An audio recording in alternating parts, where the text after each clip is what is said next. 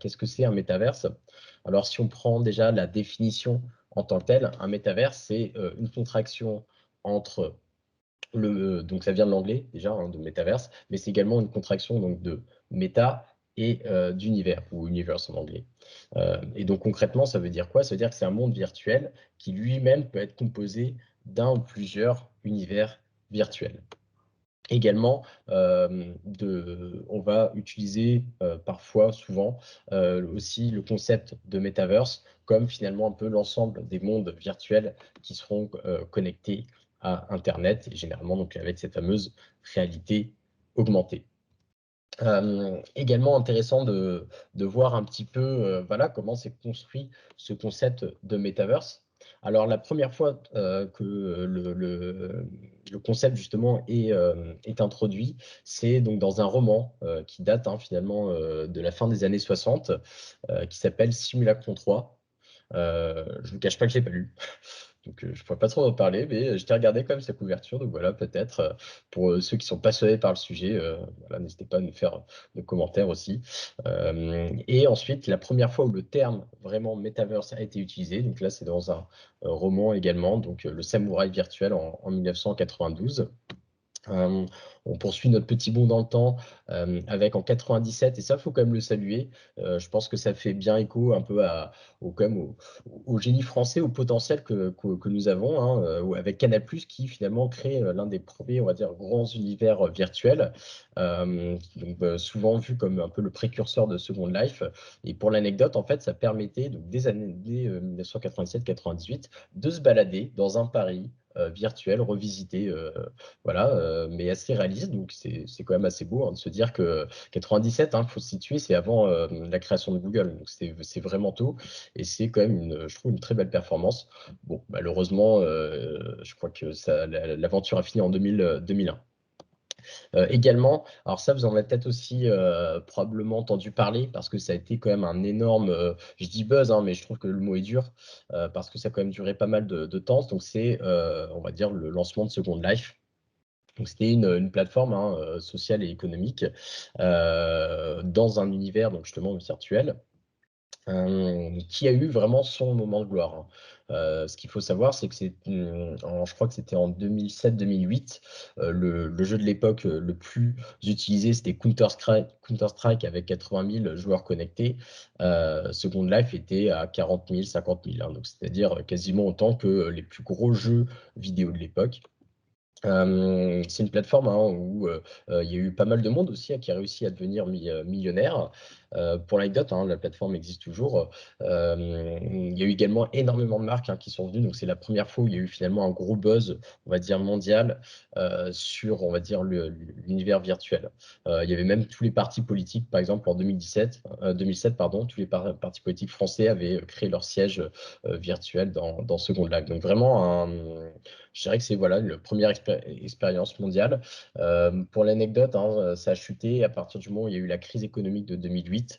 Il y a eu également en fait, le même impact, dans Second Life et des sources de rendement qui sont tarifées, comme notamment, faut le dire, il y avait quand même beaucoup d'argent qui venait de casinos virtuels et quand les États-Unis ont mis fin à la récréation, il y a eu une manne, d'argent qui a quand même énormément disparu et qui ont fait que progressivement, les marques se sont désintéressées et les joueurs également, même si encore une fois le Second Life existe toujours aujourd'hui. Donc vous pouvez, aller visiter si, la curiosité, vous motive. 2010 et toutes les années, hein, depuis 2010, c'est, l'avènement et l'explosion des crypto-monnaies. Alors, le lien, métavers, crypto-monnaie est pas forcément évident, on va le voir juste après, mais en tout cas, c'est, également un élément, donc, vraiment, clé et en ce sens donc qui a tout son rôle, ici et ça, je pense que vous en avez bien, tous entendu parler avec en 2021, Facebook qui, devient donc Meta, et lance vraiment le buzz autour, du concept. On voit, hein, donc c'est une innovation en pleine expansion. Donc là, on retrouve bien, ici à gauche dans le graphique, l'explosion de la requête à partir du moment justement où il y a, ce renaming.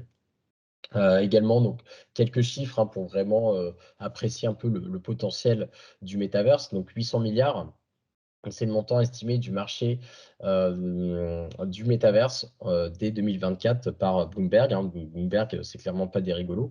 On peut le voir en parallèle, enfin plutôt à droite, donc avec le 3000% d'augmentation des marchés de la réalité augmentée d'ici 2030. Donc on voit que c'est vraiment un marché qui peut avoir vraiment un énorme impact économique et pas seulement juste voilà, une sorte de buzz qui va faire clope d'ici 2-3 ans. Alors, Bloomberg, c'est quand même les plus chauds, on va pas se mentir, hein. Il y a Forster qui sont un peu plus, on va dire, modérés, mais néanmoins, tous reconnaissent l'énorme potentiel dans les années à venir et donc l'impact que ça va avoir.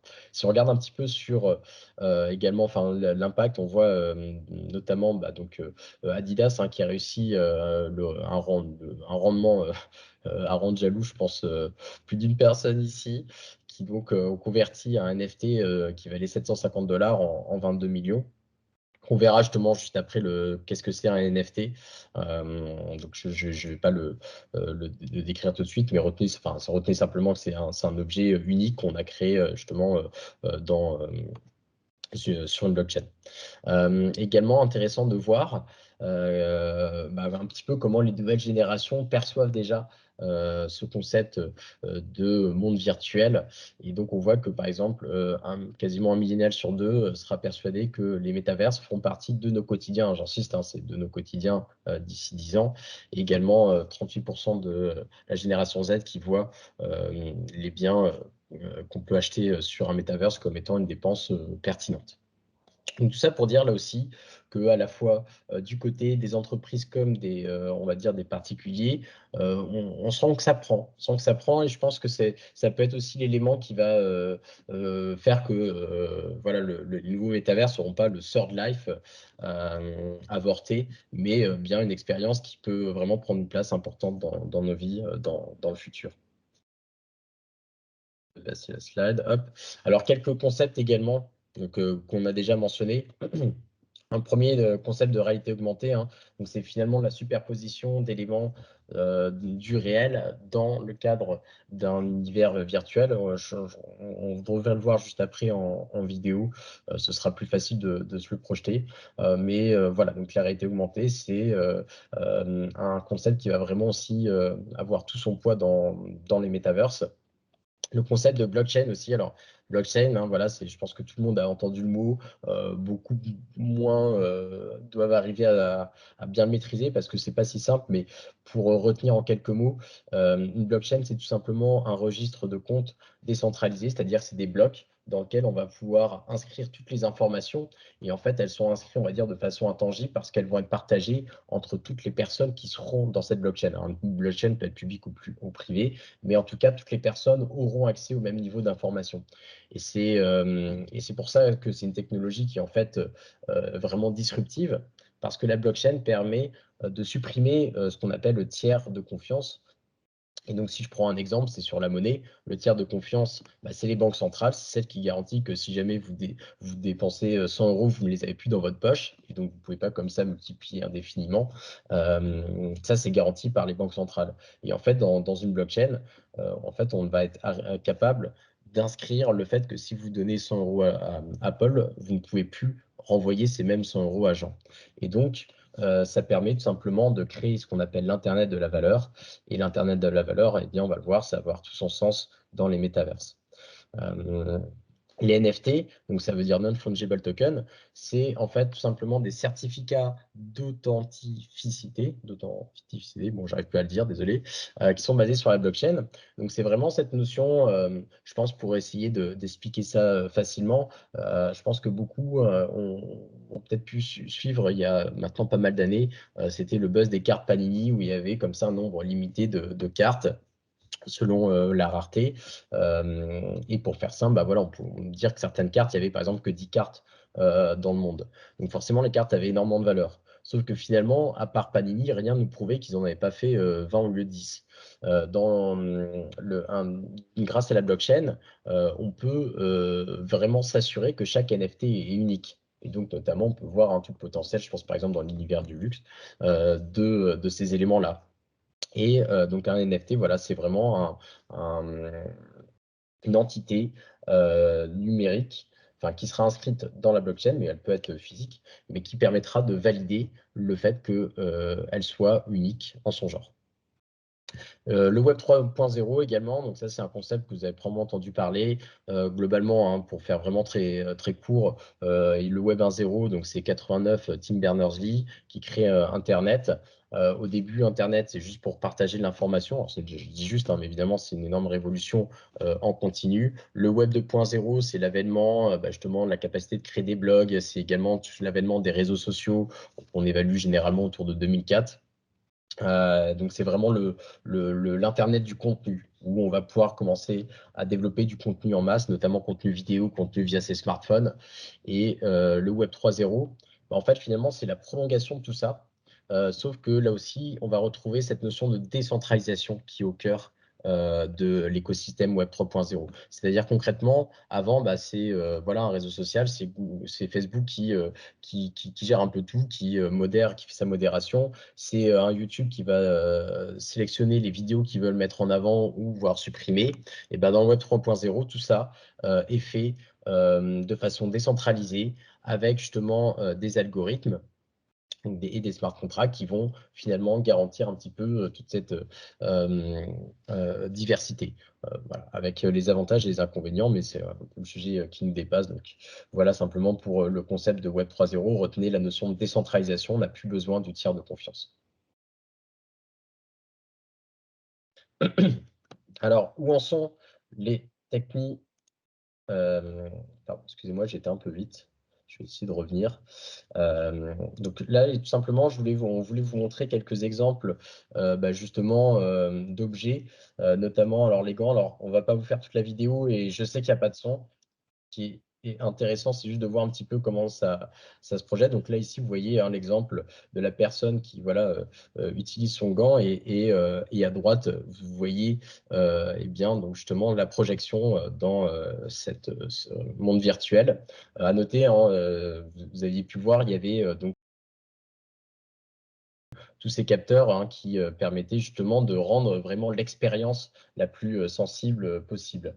Je voulais maintenant aller à 6 minutes 35. Je ne vois pas très bien, désolé.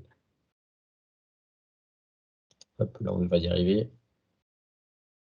Alors, à 6 minutes 35, là, vous allez voir également, donc ça, c'est des combinaisons. Donc toujours, hein, la même logique, que ce soit, hein, les gants, les combinaisons, c'est vraiment cette notion qu'il y a tout est rempli de capteurs et qui vont faire qu'on va vraiment pouvoir ressentir des éléments, même si au final, je dis bien ressentir, mais c'est une illusion, hein, du ressenti, c'est-à-dire qu'on n'a pas, par exemple, vraiment l'impact, mais on a vraiment cette impression que ça l'est réellement. Je voulais également vous montrer, donc à 7 minutes 45, les chaussures, pardon, il y a une pub, je vais essayer de l'enlever. Voilà, hein, donc les pubs, toujours la même logique avec les capteurs. Alors attention, là aujourd'hui, on se rappelle, hein, qu'on est quand même encore au début, hein, de tous ces éléments-là, donc on se dit peut-être que là, la technologie est très lourde, voilà, comment je porterai tout ça. Dans les faits, hein, rappelez-vous que dans les années 50, un ordinateur, ça faisait la taille d'une pièce, et qu'après, un smartphone, quand il a été lancé en 2007, était bien plus puissant que les ordinateurs de l'époque. Donc, et la technologie exponentielle, donc c'est-à-dire que là, ça ne va pas mettre 60 ans à arriver. Un dernier élément que je voulais vous montrer, c'est les tapis roulants. Donc, hop, ah bah voilà, bah là on le voyait un petit peu. Attendez, je vais juste ramener un petit peu avant. Hop, voilà. Et donc là aussi, on peut le voir, hein, dans cette image à quel point finalement, avec ce genre de tapis, on va vraiment réussir à recréer la notion de mouvement. Et donc vraiment rendre l'expérience la plus réaliste possible, puisque c'est vraiment ça l'enjeu. Alors je vais me remettre dans la discussion. Hop, voilà.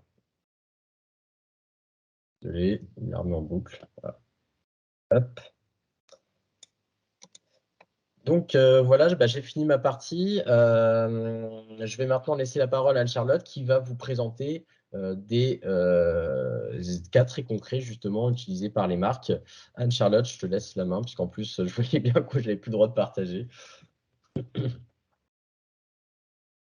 Par contre, tu es en mute encore. Oui, je savais, je mettais le double écran. Bonjour à tous. Moi, je suis Anne Charlotte, je suis la responsable du pôle social Ads chez Pixelion.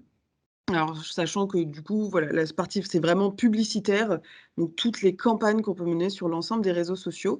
Et là, l'idée, c'est de voir ensemble, en fait, les premiers, finalement, les premières organisations réelles, enfin, visibilité ou premières actions qui ont été menées, puisqu'il n'y a pas un jour, finalement, qui passe sans qu'il y ait une nouveauté sur le métaverse. Donc là, on en a sélectionné quelques-uns et évidemment, hein, comme je le disais, c'est tous les jours. Le premier finalement, c'est The Sandbox. Ça a été, c'est une plateforme en fait qui est centrée sur sa communauté au sein de laquelle les créateurs peuvent vraiment monétiser leurs produits, tout en jouant au sein d'une blockchain. Alors ça rappelle, hein, c'est pour ça qu'on a fait un petit peu avant des définitions et en 2021, en fait, la première saison a été lancée au sein de la vraiment première upgrade de Metaverse et ce qu'on a pu avoir, comme, 1 résultat qui était quand même très bon, c'est qu'il y a eu plus de 15 000 NFT distribués et 90 de retours positifs. C'est plus de 5 millions de scènes qui ont distribué, donc il y a vraiment eu une première émulsion très intéressante sur The Sandbox. Ensuite, c'est Decentraland, qu'on a voulu, vous présenter aujourd'hui. C'est vraiment, là où on a pu voir les premières collections de vêtements. Alors c'est très, orienté quand même luxe, avec des marques comme Dolce& Gabbana, Gucci, Balenciaga, Ralph Lauren qui ont déjà en fait pris la parole, qui ont déjà intégré ce métavers sur Decentraland et notamment avec une première collection, de vêtements NFT pour Dolce& Gabbana qui s'appelait, Collezione Genesi. Alors désolée pour mon anglais, pour mon italien pardon, mais voilà des premières choses et c'est là qu'on a créé en fait ce 1er monde virtuel de Decentraland, la Fashion District qui a attiré vraiment beaucoup d'attention derrière dans ces dernières semaines. L'autre point qu'on voulait voir avec vous, c'était Horizon World, puisqu'on en parle beaucoup, hein, c'est finalement le métaverse de Meta, Facebook, Instagram. Comme vous avez pu le voir, ils ont décidé d'investir énormément d'argent dans cet univers-là. Donc c'est bâti sur l'environnement de Minecraft à la base. L'idée étant de rassembler les joueurs autour de différentes communautés. La sociabilité et les rencontres seront au cœur de ce projet. Il y a déjà eu, en fait, des bêta-testeurs et ces premiers bêta-testeurs, c'est assez intéressant parce que finalement, ils ont un peu reproduit ce qu'on va pouvoir faire dans le monde «réel» entre guillemets, puisqu'ils ont déjà organisé des soirées cinéma, des spectacles comiques ou même des séances de méditation. Donc c'est, assez intéressant. Par contre, aujourd'hui, la plateforme est vraiment accessible seulement pour les utilisateurs qui ont le casque de Meta, les Oculus Quest 1 et 2. Donc ça, c'est intéressant à voir et ce qui pourrait arriver, hein, à l'avenir, via Horizon World, ce serait potentiellement, en fait, des réunions qui ne se passeraient plus, finalement en physique ou sur, Teams comme on peut le faire aujourd'hui, mais directement dans un métaverse et avec nos propres avatars qu'on pourrait, finalement, habiller des produits qu'on aurait achetés, dans Decentraland, ou à des produits qu'on aurait pu acheter pour, chez Gucci ou Dolce& Gabbana. Donc ce qu'on voit aussi, c'est que, il y a des annonceurs qui sont déjà présents et c'est pas uniquement du luxe parce que c'est vrai que souvent le luxe est précurseur et sont les premiers à être visibles. Là, on avait vu un des premiers, c'était Nike, avec Nikeland qui a construit son propre métaverse dans le jeu Roblox. Et en fait, Nike annonçait que dans cet espace virtuel, on allait pouvoir avoir accès à plusieurs terrains de sport, même des showrooms où nos avatars justement, on pourra, leur changer, de vêtements en enfilant, en portant directement des vêtements de la marque Nike comme on pouvait le voir dans l'exemple, visuel de la slide. On a vu aussi, Balenciaga chez, Zepeto. Alors Zepeto, c'est un autre, métaverse, où, là, on allait pouvoir, en fait, avoir des avatars qui vont «exhiber» entre guillemets ou porter des robes et des costumes, couture, comme on a pu, le voir. Alors Balenciaga, on est assez habitué avec eux puisqu'ils l'avaient fait aussi avec Fortnite.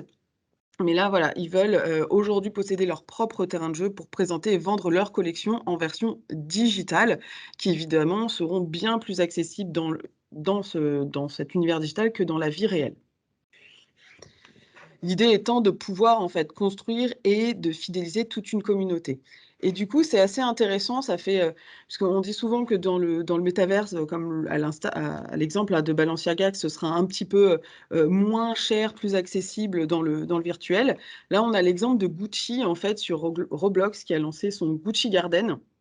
On a que enfin, pour accueillir le printemps, hein, finalement C'était un jardin éphémère, une représentation, en fait, quasi exacte de l'installation qui existe à Florence et en fait, ils avaient, intégré à l'intérieur donc leur sac Dionysus brodé d'abeilles.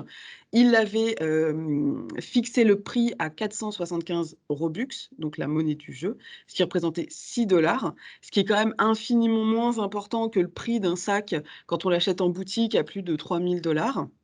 Mais par contre, ce qui a été assez, intéressant, c'est que finalement là, les personnes il y a eu un marché en fait de la revente, de la seconde main, si je peux m'exprimer ainsi et là, en fait, on a vu les prix vraiment monter en flèche puisque un des sacs s'est finalement vendu pour 350 000 Robux, soit 4 000 plus de 4 000 $, donc plus cher finalement que si on l'avait acheté en réel en magasin. Dernièrement, on a entendu, beaucoup parler de Carrefour qui, en fait, a annoncé être rentré dans le métaverse en achetant un terrain virtuel, en fait, qui est une surface équivalente à 30 supermarchés. Donc, Carrefour a acheté le colis, 33 147 dans le métaverse et voilà. Aujourd'hui, ils ont juste annoncé qu'ils avaient acheté, pardon, cette surface. En tout cas, on le sait, c'est la responsable e-commerce de Carrefour, Élodie Pertuiseau, qui a déclaré que des projets concrets suivront bientôt. Donc voilà, il y a des choses qui vont arriver, on le voit avec Carrefour. C'est pas la première ou la seule marque de distribution à avoir en fait pris le sujet du métaverse, puisque le mois dernier, on avait vu le géant de la vente Walmart qui avait déposé plusieurs marques. Voilà, donc ils prévoient en fait de vendre des biens virtuels, des jouets, des vêtements, des appareils électroniques et des équipements sportifs directement dans le métaverse. Et sur, le marché de la musique, on a vu aussi, Warner Music Group qui, en fait, va, ouvrir une salle de concert et un parc d'attractions directement au sein de The Sandbox, de ce métaverse-là, où on va pouvoir, assister, en fait, et participer à de nouvelles expériences musicales au sein de la plateforme. Donc ça va être un lieu, en fait, le label annonçait que c'était un lieu hybride virtuel, à la fois une salle de concert et un parc d'attractions pour mettre en valeur, en fait, les artistes de Warner Music Group et donc de toucher, un nouveau public et inviter les utilisateurs à participer à une expérience immersive assez inédite. Donc c'est assez intéressant. Alors on voit de plus en plus de toute façon d'artistes, hein, vendre, des NFT, directement dans le métaverse, mais voilà, là on le voit directement auprès d'un label et c'était Universal lui qui s'était déjà lancé, sur ce sujet-là puisqu'il avait créé, un groupe virtuel directement dans un métaverse composé de 4 singes. On vous a voulu, vous montrer aussi d'autres exemples, de marques qui, elles, avaient utilisé la gamification comme principale stratégie de développement dans le métaverse. Le premier, c'était Chipotle, qui avait créé, en fait, un restaurant virtuel pour, des burritos bien réels. En fait, le principe, c'était pendant une période, c'était au moment d'Halloween en 2021. Toutes les personnes qui avaient, enfin, c'était les 30 000 pardon, premiers joueurs qui avaient visité le restaurant en costume Chipotle recevaient un code promotionnel qui était utilisable dans l'application réelle, hein, ou le site web pour un burritos gratuit et donc les résultats étaient assez, forts puisque, ils ont distribué plus $1 million en fait de burritos gratuits.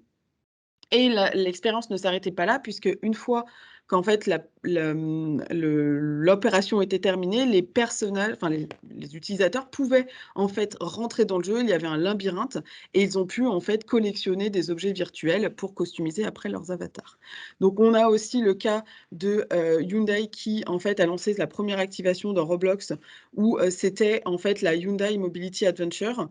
Donc c'était un espace virtuel partagé qui contient 5 parcs thématiques englobant, donc il y a d'une piste de course, tous ces éléments-là et en fait l'idée c'était de présenter les futurs produits de, l'entreprise, tels qu'un véhicule, multi-segment, à pile à combustion, à l'hydrogène, et leur, SUV tout électrique Ioniq 5 pour, justement, en fait, familiariser les jeunes consommateurs pour créer cette relation, beaucoup plus durable.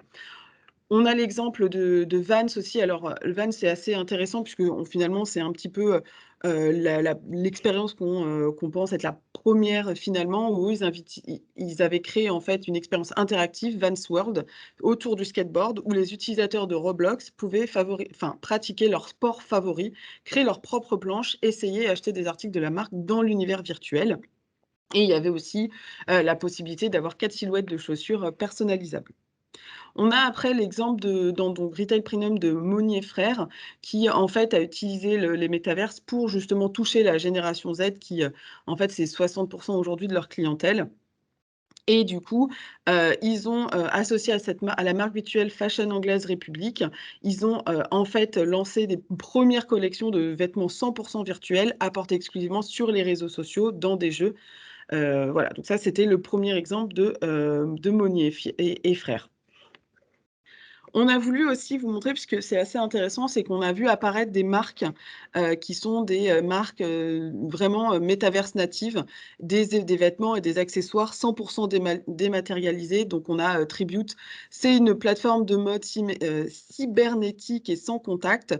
Donc là, en fait, on recevait en fait l'article, on achetait l'article et on envoyait notre photo pour un essayage numérique. Et quelques jours plus tard, on recevait, en fait, l'avatar déjà habillé avec cette nouvelle tenue. On a l'exemple aussi de DressX, qui est une marketplace numérique, et The Fabricant aussi, toujours, digital, toujours jamais physique. Donc ça, on a aussi des marques qu'on ne verra que potentiellement que dans les métaverses. On a voulu donner un autre exemple qui était, assez, intéressant. Là, c'était l'exemple de Meta Birkin, c'est quand le métaverse finalement copie le réel. Finalement, c'était une «contrefaçon authentique» entre guillemets, puisque c'est l'artiste, Mason, Rothschild a présenté en fait 100 NFT sacs en fausse fourrure appelés Meta Birkin, hein, qui, ressemblent fortement aux Birkin de la maison, Hermès, et tout cela sans le consentement de la maison Hermès. Donc il y a quand même un problème aussi de respect, des marques déposées des marques déposées de contrefaçon. Par contre, ce qui a été assez «drôle» entre guillemets de voir, c'est qu'on retrouve un arroseur finalement arrosé, puisque sont apparus sur certaines plateformes de métaverse des faux NFT, des contrefaçons du Meta Birkin qui lui, en fait, coûtait beaucoup plus cher que, Meta Birkin de, Mason Rothschild. Donc ça, c'est, vraiment, ce qu'on a pu, observer qui était assez intéressant. Voilà, et sur, cette partie-là, évidemment, comme je disais en introduction, on a, énormément de nouveaux exemples qui apparaissent, et tous les jours, en fait, on a ces nouveautés, et on aura voilà, ça ne pourrait jamais s'arrêter les exemples. L'idée maintenant, c'est de voir, finalement, comment on pourrait tirer profit de cette, innovation. La première, c'est, finalement, toute une question d'imagination sur les métaverses. Le premier, c'est un vrai levier d'engagement et de, virtual commerce, puisqu'on pourrait se dire c'est des nouveaux modes de consommation, des nouveaux modes de vie, ça va amener des nouvelles pratiques et tout ça, ce seront des nouvelles opportunités de visibilité et d'échange. Parce que demain, on pourrait avoir, comme on l'a vu, des séances de cinéma, donc ça veut dire que potentiellement, il pourrait y avoir de la publicité ou des contenus de marques qui pourraient être diffusés. Ça peut être, à l'instar de ce qu'on a pu voir avec, finalement, Chipotle, de pouvoir avoir un magasin «physique» entre guillemets, mais un magasin en fait dans le métaverse, donc de nouvelles opportunités. C'est un nouvel espace, publicitaire puisqu'on va avoir de nouveaux utilisateurs actifs. Donc tout ça, ça va amener des nouvelles opportunités finalement de publicité payante. Nous, ce qu'on peut imaginer et on le voit, on commence à voir les prémices un petit peu avec, Horizon World et Meta, c'est que chaque métaverse aura sa propre offre, publicitaire différente et on pourra en fonction de, finalement de la typologie en fait de leurs utilisateurs, choisir un peu ce qu'on fait aujourd'hui sur Twitter, Facebook, Instagram, ou Pinterest, de dire: «Bah, voilà, je vais plutôt communiquer sur Roblox ou The Sandbox». Et du coup, ça a un impact aussi derrière sur les métiers puisque c'est un nouveau média, c'est de nouvelles opportunités, c'est donc de nouveaux métiers aussi qui risquent, d'arriver, un peu comme on l'a vu avec l'avènement du SEO, du SIA, du social ads, des nouvelles compétences qui vont apparaître. Et ce que nous on retrouve en fait et ce qui est intéressant pour nous, c'est que finalement ce monde virtuel, ça devient un laboratoire de la vie réelle. Puisque, le premier, c'est qu'on va pouvoir tester, et il y a de nombreuses marques qui le font, qui commencent à le faire et qui vont continuer à le faire, c'est tester des nouveautés avant un lancement en boutique physique. Parce que finalement, on prend l'exemple d'une robe, il y a un coût quand même derrière de production, d'acheminement, de se dire: «Voilà, je vais le tester d'abord dans le métaverse, d'abord dans une boutique. Je vais voir comment les utilisateurs vont réagir, quelles sont les réactions, quels sont les retours et je vais pouvoir adapter après et lancer ou pas en physique ce produit». Ça demande aussi, cette potentiel, hein, c'est d'intégrer ces nouvelles opportunités aussi dans nos mix marketing. On voit de plus en plus de marques, aller dessus. Là, dans cette semaine, moi, je voyais un exemple aussi de la marque IKKS qui a annoncé vouloir se lancer sur les métaverses et construire donc son équipe autour de ça. Donc il y a de plus en plus de marques qui le font et ce qui est important aussi, c'est de rester au fait de ce qui se passe et de se préparer finalement à cette nouvelle révolution qui arrive et d'anticiper et de voir comment, en fait, chacun, on pourrait prendre la parole en tant que marque dans les métaverses. Du coup, Yanis, je te laisse conclure. Merci, Anne-Charlotte. Donc résultat, voilà, pour essayer de répondre, à la question, on voit déjà donc que le métaverse, est déjà présent et va continuer, à l'être avec notamment, donc déjà tous ces annonceurs qui sont là, ce public, on va dire, hein, qui est, en train d'arriver et qui, voilà, hein, le fait de façon exponentielle. Alors au début, bien sûr, hein, ça on ressent pas encore nous dans notre quotidien, mais, je pense que par exemple Anne-Charlotte, l'a dit, en ce moment, dans The Sandbox, il y a tous les jours une nouvelle grosse marque qui fait son arrivée avec un peu sa communication et son approche à part entière. Donc, je pense que voilà, de 2022, ça va être vraiment, je pense, l'année des annonces de métaverse, ou en tout cas en lien avec. Le potentiel important, on l'a bien vu, je pense tout au long de cette, présentation. Merci d'ailleurs Anne-Charlotte pour tous ces exemples. Je pense que ça a permis, de beaucoup, plus facilement arriver à se projeter, hein, sur, l'intérêt, le potentiel, même si j'ai vu passer des questions, donc on y répondra après. Mais pour moi, là, le métaverse, il est parti pour rester, au moins quelques années. Après voilà, là, je pense que le vrai enjeu, c'est est-ce que ça va être une nouvelle vague avec, un nouveau, une nouvelle redescente comme il y a eu avec Second Life, ou est-ce que là vraiment le monde virtuel va potentiellement là prendre le relais, je vais peut-être pas dire le dessus, hein, parce que c'est pas, il n'y a pas forcément de compétition, hein, c'est comme Internet, ça n'a pas détruit justement comme on a pu le croire à un moment donné le monde physique, mais simplement voilà, c'est une cohabitation, une coexistence, et c'est un peu aussi un dernier point, c'est que c'est vrai que la technologie elle est encore un peu abstraite, je pense pour beaucoup. Il va y avoir également des évolutions importantes. Je pense qu'on l'a vu dans toutes ces combinaisons. On est encore aux prémices. Mais voilà, le potentiel est énorme. Moi, j'aime bien faire aussi l'analogie à la fois avec 1492 et Elon Musk. Alors 1492, hein, bon, je pense que vous savez, c'est la découverte de l'Amérique. Et pourquoi Elon Musk? Parce qu'Elon Musk, comme vous pouvez le voir dans nombreuses de ses communications, il a vraiment cette ambition d'aller sur Mars, de coloniser finalement l'univers. Et pourquoi pas, enfin, c'est pas moi d'en juger, mais finalement, ce que dit d'autres personnes, c'est Elon Musk, regarde finalement, pourquoi aller chercher aussi loin ce que tu peux trouver finalement aussi près et avec un potentiel infini, dans le sens où, bon, voilà, aujourd'hui, il n'y a plus de dinosaures, mais si on veut créer demain un métaverse où cohabitent des humains et des dinosaures, en fait, c'est possible, et peut-être d'ailleurs ça existe déjà. On peut voler dans un métaverse, on peut aller de New York à Paris en un clic. Chose que même avec toute la technologie qu'on pourra créer, ce ne sera pas physiquement possible. Donc en fait, le métaverse permet de réaliser des choses que l'humain a toujours rêvé, mais ne pourra jamais faire dans le monde réel. Et après, justement, et quand on voit à quel point le monde virtuel, finalement, on arrive finalement à reproduire le monde réel, hein, parce que voilà, au final, c'est vraiment les illusions créées par notre cerveau, qu'on arrive justement finalement en bluffant, à reproduire vraiment des choses qui sont déjà bluffantes, mais qui vont continuer à l'être. Donc pour moi, voilà, la conquête du métavers, c'est vraiment l'équivalent de la conquête spatiale ou la découverte d'un nouveau continent, mais avec un potentiel bien plus énorme. Voilà, je vous laisse réfléchir sur ces sujets et je vous remercie pour votre attention. N'hésitez pas à poser toutes vos questions. Merci. Merci beaucoup. J'ai vu qu'il y avait quand même pas mal de questions qui avaient été posées dans les échanges. Alors je sais que, il y a Baptiste, qui répond Merci Gaël. aujourd'hui. Je vais essayer de reprendre un petit peu, toutes les questions, mais sinon je vais, aussi donner la main si, vous voulez, enfin voilà, poser les questions, à l'oral, aussi. J'ai vu une question passer sur le B2B, parce que c'est vrai que pour le moment, mais un peu comme souvent, on a les premiers, c'est le B2C qui commence.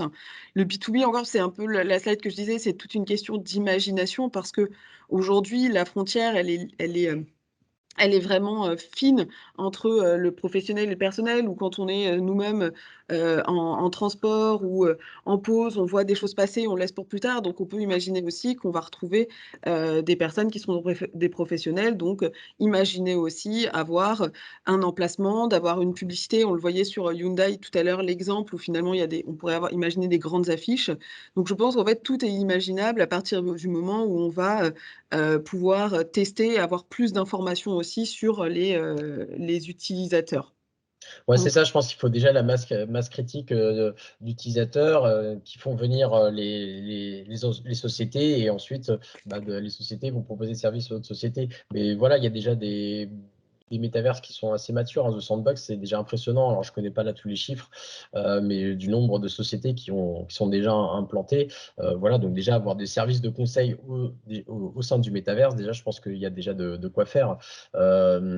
J'ai vu, alors je ne sais plus le nom de la société, mais voilà, qui voulait être le prochain JC Deco dans la réalité virtuelle. Alors je ne sais plus d'ailleurs si c'était sur The Sandbox ou autre, mais en tout cas, voilà, les services, je pense, existent déjà pour partie. Comme le dit Anne-Charlotte, c'est une question de créativité aussi. Et pour le reste, ils vont arriver au fur et à mesure que ce marché se maturise, si vous me permettez l'expression. J'ai une question. Alors j'ai plusieurs questions. Aurélie, vous posez la question, l'information sur la brique métier, création de compétences. Alors je vais, juste peut-être vous donner la parole, je ne sais pas si je peux le faire pour mieux comprendre votre question. Aujourd'hui, alors je vais essayer de répondre, vous me direz si c'est bon. En effet, Facebook, c'est un enjeu. Alors son métaverse, Horizon World est un vrai enjeu, pour Facebook. C'est aussi pour ça qu'ils ont changé leur nom. Enfin voilà, tout fait partie de cet objectif, qu'ils ont, de vraiment le développer.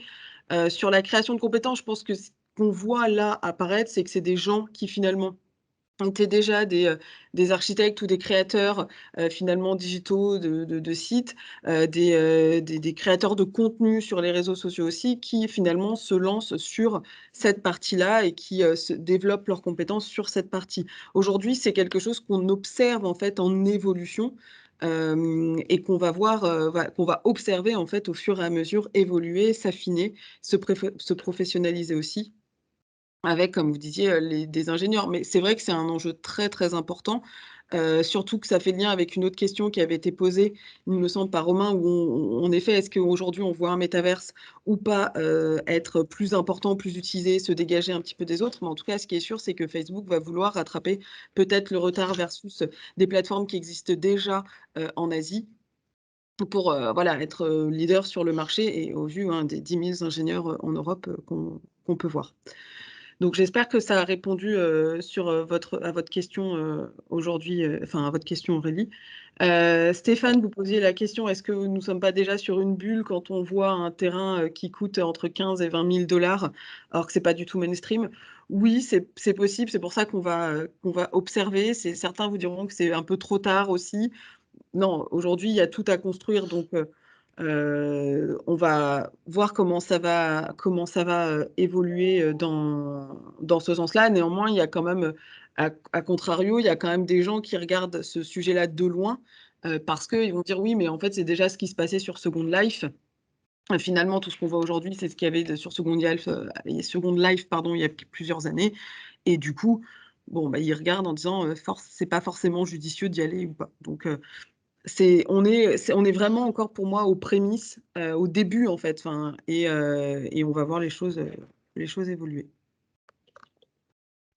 Heu, donc Laurent, vous avez cette question: «C'est une telle révolution culturelle et sociétale, comment faire pour sensibiliser le grand public à ce changement?» Là-dessus, j'ai envie de répondre, Vas-y. t'inquiète pas, les marques vont le faire pour toi, vous, hein. Enfin, c'est-à-dire que là-dessus, justement, il y a une vraie hype quand même qui se fait autour du sujet. Et même si là, on n'en ressent pas encore tous les effets, je pense que déjà, voilà, on voit on l'avait vu hein, dans un des graphiques, le concept de métaverse qui explose. Et en fait, tous les sujets autour des métaverses vont vraiment exploser dans les prochains mois, prochaines années. Et c'est en ce sens où je pense que même si aujourd'hui ça touche, on va dire plutôt, bah, voilà, une population plutôt jeune, plutôt geek, dans les faits, ça va très vite s'ouvrir, je pense, à un public mainstream et jouer un rôle à part entière. Après, est-ce que voilà, ça va être, pour moi, le vrai sujet, c'est est-ce que ça va juste durer 2-3 ans, puis après on va se lasser, on va se dire bon, la vie réelle c'est mieux. Peut-être que d'ailleurs pour de bonnes raisons, ou à l'inverse, non, ça va vraiment être partie intégrante de nos vies. Second Life, hein, ça a quand même duré, c'est 2003, le max c'était 2008, donc ça a duré 5 ans hein, de grosses montées. Donc c'est pour ça quand on parle de bulle, peut-être, mais une bulle, ça peut mettre des années avant d'exploser. Et je pense que celle-ci, dans tous les cas, sera bien plus puissante, aura une onde de choc bien plus importante que ce qu'a pu être Second Life.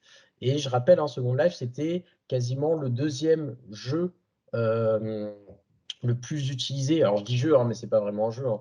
Mais en tout cas, voilà, c'était une deuxième entité virtuelle la plus jouée en 2008.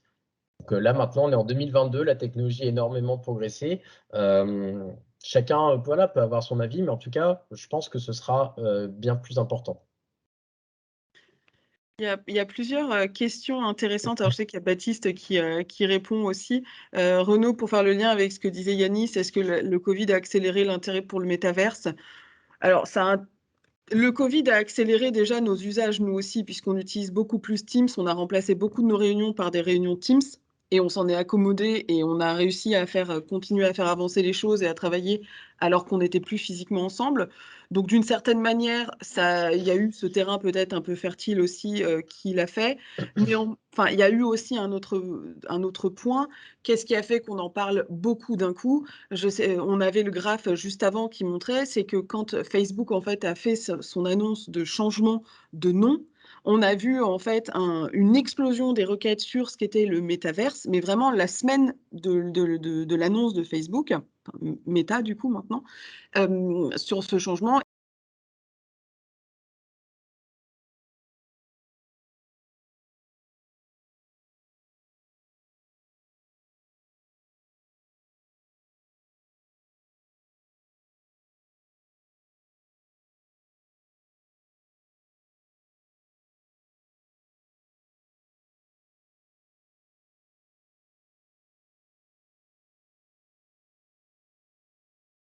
En effet, ça a pu exploser à ce moment-là.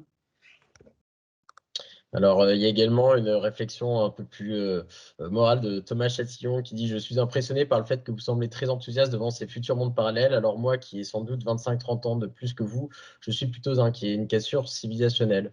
Alors, bon, je dirais que moi déjà je suis enthousiaste parce que bah, effectivement je vois le potentiel, mais j'en vois aussi les limites. Hein. J'aime beaucoup le monde réel. Je ne pense pas tout de suite devenir un aficionados des mondes virtuels. Par contre, je pense que voilà, à chaque fois qu'il y a eu comme ça des gros breaks technologiques, effectivement, il y a eu souvent potentiellement des conflits générationnels, mais je dirais pas que c'est une fatalité. Donc je pense qu'on a l'âge de ces idées aussi. Euh, je- Effectivement, pour les plus nouvelles générations qui sont baignées et nées avec Internet, je pense le gap est intellectuel est moins important, mais voilà, je pense que tout à chacun peut quand même être capable d'apprécier les avantages des métaverses. Je pense que tout à chacun est aussi capable de voir les risques. Donc voilà, c'est après une appréciation. euh, c'est comme j'avais fait l'analogie avec Internet. À un moment donné, on disait que l'Internet allait tuer le monde physique. Bon, on voit que c'est pas vrai. Je pense que vraiment, pour moi, hein, peut-être que je suis un doux utopiste, mais je pense que c'est quand même un peu la même chose pour les métaverses. Voilà, on va voir qu'il y a qu'il y aura plein d'avantages. Pour rebondir sur une des questions juste avant répondues par Anne-Charlotte, voilà, c'est vrai qu'avec le Covid, on a fait beaucoup plus de réunions en télétravail. Mais par exemple, ce qui se passe, c'est qu'on arrive maintenant à recréer en fait des pièces virtuelles où tout le monde a vraiment l'impression que chacun est à côté de l'autre et donc de faire des réunions virtuelles, mais qui ont vraiment l'apparence de ces réunions réelles, où c'est quand même beaucoup plus sympa que juste de parler devant son ordi, devant un écran. Et donc, en fait, il y a toujours, voilà, il y a les deux faces d'une même pièce. On peut choisir d'en regarder qu'une. Je pense que avec un maximum d'objectivité, on se rendra compte que ça a plein d'avantages et quelques inconvénients. Et après, chacun, voilà, on fera ce qu'il voudra. Voilà pour la question un peu plus éthique. Je te laisse reprendre la main sur les questions, peut-être, Anne-Charlotte. Oui, Enfin, après, j'ai je te laisse distribuer les réponses, hein, mais oui, j'avais des questions aussi, sur l'intérêt d'acheter des objets qui n'existent pas dans la réalité, ouais.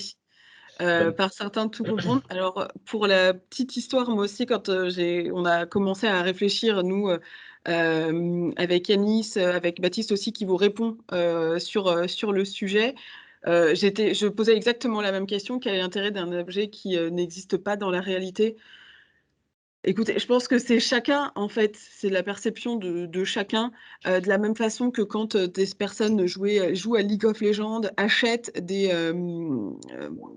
skins pour, leurs personnages, de marques comme Balenciaga, ou Vuitton qui, transporte, enfin voilà, qui est présent avec des skins dans ces outils-là. Je pense que c'est la perception de chacun. Finalement, chacun y voit son intérêt ou pas et je pense que c'est très personnel comme réponse. Néanmoins, en tant qu'annonceur, s'il y a une demande, est-ce que enfin voilà, il y a une demande, ça génère en fait finalement, quand on est Carrefour, un intérêt, un échange, bah, dans la réalité, on va se dire: «Bah, tiens, je vais aller faire mes courses chez Carrefour». Donc c'est vraiment cette partie-là et après, pour répondre, Thomas, qu'est-ce qu'on achète? Bah, finalement, on achète quelque chose de virtuel, finalement, mais après c'est chaque marque peut décider de finalement, rendre ce produit-là à l'instar de Chipotle, en fait, de dire, bah, que ça fait le lien avec le virtuel, en disant: «Bah, si tu achètes ton burrito, dans mon restaurant, bah, tu as un voucher, je sais pas, de 15 si tu viens en magasin pour manger un réel». oui, puis alors moi qui suis quand même assez passionné par tout ce qui est crypto-monnaie, blockchain, je peux quand même me permettre de rajouter cette petite composante qui est que finalement, en fait, la question elle pose finalement sur la notion de valeur. La notion de valeur, elle est assez, enfin, on pourrait en parler pendant des heures, mais la valeur, c'est avant tout bah, la confiance qu'on lui donne, hein. Typiquement, si tu as un billet de 100 euros dans ta poche, ça reste un bout de papier. Ça vaut 100 euros parce que collectivement, on s'est dit que ça valait 100 euros. Mais évidemment, en fait, l'usage ne vaut pas 100 euros. D'ailleurs, souvent, on pense au début que en fait, c'est l'utilité qui crée la valeur. Mais c'est pas vrai, hein. L'eau, par exemple, qui a une utilité énorme, finalement très peu de valeur parce que en fait, on peut en disposer assez facilement. Donc, c'est souvent plutôt la rareté qui va créer de la valeur. Et donc, typiquement, les NFT permettent d'assurer, par exemple, l'unicité d'un objet. Et en ce sens, ça a de la valeur. Et après, je pense qu'aussi, il faut faire attention parce que c'est vrai que vu qu'on parle de monde virtuel, on se dit c'est pas le monde réel, donc c'est un faux monde. Mais attention, hein, pour certains, ce monde virtuel peut-être sera même leur monde numéro un. Alors et ça peut en déranger d'autres, mais en tout cas, ça sera une possibilité. Et c'est pour ça que d'ailleurs, quand il y a des terrains qui s'achètent extrêmement cher dans The Sandbox, alors c'est effectivement peut-être parce qu'il y a une hype et une bulle, mais c'est aussi parce que je pense que certains se disent, mais waouh, ça va avoir, vu le potentiel que ça a déjà une grosse valeur et je préfère être le premier à voir les meilleurs spots possibles pour acheter. Donc, et il y a effectivement après les passerelles entre monde virtuel et monde physique. Donc tout ça fait que voilà, c'est pas juste du vent. En fait, on n'achète pas du vent, on achète des concepts qui ont de la valeur parce qu'il y a de la rareté derrière et que cette rareté en plus peut être prouvée. Et ça, c'est justement encore une fois une des spécificités de la blockchain. Bah, je vois qu'il y a énormément, de questions, mais du coup, Bah, on arrive. après, on peut peut-être en répondre encore à trois quatre. Oui, alors c'est qu'en fait, il y a énormément de questions, je sais parce que du coup, j'ai Baptiste aussi qui participe et qui répond. Il y avait une question aussi sur les chiffres. Est-ce qu'aujourd'hui, on a plus d'informations sur les utilisateurs, des informations sociodémographiques, tout ça? Pour le moment, il n'y a pas grand-chose, en fait, ça n'existe pas forcément. Donc ça évidemment, c'est des choses qui potentiellement pourraient arriver au fur et à mesure, donc on aurait ces infos-là. Mais aujourd'hui, voilà, on est encore au début, finalement. Cyril me pose la question de savoir si Pixel va bientôt rejoindre. Bon, en toute transparence, c'est quand même pas notre priorité. Justement, on l'a dit, hein, il faut déjà qu'il y ait les utilisateurs et les sociétés. Bon, nous, en tant que société, on va dire de référencement, de search marketing, c'est possible, mais en tout cas, voilà, c'est pas non plus quand même nous notre priorité. Mais voilà, on a déjà un intérêt, donc peut-être, Cyril, qu'on te surprendra avec des grandes annonces d'ici la fin d'année. Il y a une question, il y a j'ai beaucoup de questions en fait, du coup c'est un peu compliqué. Il y a une question de Wang, alors je suis désolée si je prononce mal votre prénom. En effet, on a vu des cas de harcèlement sexuel, il y en a eu beaucoup. Alors pour des trucs un peu plus drôles, on a vu aussi des gens qui sont mariés dans le métaverse, dans un métaverse. Aujourd'hui, voilà, il y aura toujours cette question de légifération aussi qui va arriver. Pour le moment, comme je vous dis, on est encore vraiment au début, donc bah, ça va nécessiter aussi que les pays se mettent à jour là-dessus. Par contre, on a vu Meta prendre le lead sur ces sujets-là et de commencer à avoir ces notions de distance, en fait, distanciation des personnes pour éviter parce que justement ce harcèlement sexuel et donc de l'obliger finalement dans les métaverses. Ouais, ça c'était intéressant pour rebondir. Donc en fait, tout simplement, dans, on va dire, le métaverse de Facebook, si deux personnes ne se connaissent pas, elles auront une sorte de distance maximum qu'elles ne pourront pas dépasser pour éviter justement voilà, qu'il se passe des choses bizarres. Et effectivement, hein, dans Second Life, d'ailleurs, pour l'anecdote, il y avait a priori beaucoup de partous et autres abusements sexuels, probablement des dérives. Et ça, c'était aussi un élément qu'il faut pas nier. Donc voilà, mais je pense que chaque métaverse pourra définir justement ses propres règles et ça va pas devenir à chaque fois des espèces d'univers complètement nihilistes partout. Je pense que ça, ce serait vraiment d'avoir une vision trop caricaturale mais fausse de ce qui est ou de ce que sera un métaverse. Encore deux questions.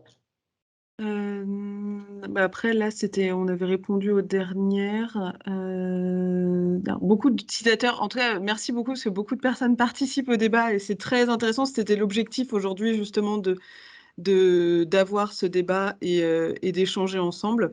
Là, je pense que j'ai fait le tour des principales questions. Voilà, je pense que j'ai fait le tour, parce que là, j'arrive plus à remonter. Il y a Ok. eu énormément ah, de questions. Bon, éventuellement, si quelqu'un me pose une dernière question, il peut. Sinon, on va fermer ce webinaire dans quelques instants. Ah, avez-vous des stats? Bon, c'est ça? Euh, oui, alors, du coup, il y avait des questions sur les stats des acheteurs de biens dans les métaverses.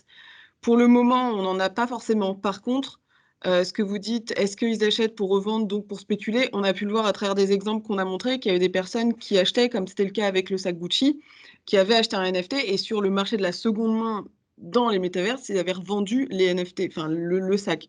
Donc potentiellement, il y aura des gens, et ça, en fait, ils copient un peu finalement, avec tous les exemples qu'on voit, ça copie un peu le monde réel au final, puisqu'on a pu voir des copies, on a pu voir des reventes de sacs en seconde main. Donc, on peut imaginer que finalement, des gens vont les faire pour leur propre utilisation, le conserver ou pour revendre et donc de spéculer. Clairement, hein, il y a beaucoup de spéculation et d'ailleurs là-dessus aussi il faut faire attention parce que voilà, ça peut donner envie de se dire bah tiens, je vais acheter comme ça mais sans trop savoir et finalement potentiellement risquer de perdre pas mal d'argent. Donc bien sûr que au-delà, on va dire de tout projet, il y a quand même une bulle, là, une explosion qui fait écho hein, pour ceux qui suivent un peu au marché des crypto-monnaies et ce qui sont liés parce que justement en fait les NFT vont suivre sont donc des composantes de blockchain donc de crypto-monnaies et en ce sens, bah, quand les crypto-monnaies montent fortement, bah, souvent les NFT vont prendre de la valeur juste du marché et inversement. Voilà, donc il faut faire attention. C'est vrai que ça reste des milieux aujourd'hui, vu que c'est les départs très spéculatifs. Donc gros potentiel, mais gros risque aussi. Alors, Voilà. et la dernière question, Yanis, de Renault, est-ce que Pixelen est prête à se lancer dans cette aventure? Justement, alors j'ai un peu répondu à Cyril en toute transparence. Nous, c'est vrai que c'est pas notre priorité là sur 2022 parce que je pense qu'on a quand même justement déjà énormément à faire. Par contre, c'est un sujet voilà, déjà qui nous intéresse, enfin, moi, en tout cas personnellement. Je pense que je regarderai un peu ce qui déjà pourrait être fait. Et clairement, en tout cas, enfin, voilà, nous, on est plutôt ouvert. Donc, si je pense qu'il y a un vrai intérêt, oui, mais en tout cas, notre roadmap stratégique 2022 est déjà bien définie et je pense que c'est quand même peu probable que vous nous voyez faire des grosses annonces en ce qui nous concerne pour Pixelion dès 2022. Après, en 2025, ça, je ne sais pas. Voilà, en tout cas, on voulait vraiment vous remercier encore chaudement pour déjà d'être venus aussi nombreux pour toutes ces questions. Ça fait plaisir. Peut-être que voilà, ça va me donner envie de refaire d'autres sujets sur le thème. N'hésitez pas aussi si vous-même vous avez des sujets voilà, qui vous tiennent à cœur, on peut nous suggérer. Et merci encore à toutes et à tous et on vous dit à bientôt et on vous enverra, il y aura le lien de la vidéo qui pourra vous être envoyé par Juliette. Merci et merci Merci Baptiste aussi beaucoup. qui a beaucoup contribué à la fois dans la création et dans les réponses. Donc merci Baptiste. Merci beaucoup. Bonne journée, au revoir. Bonne journée, au revoir.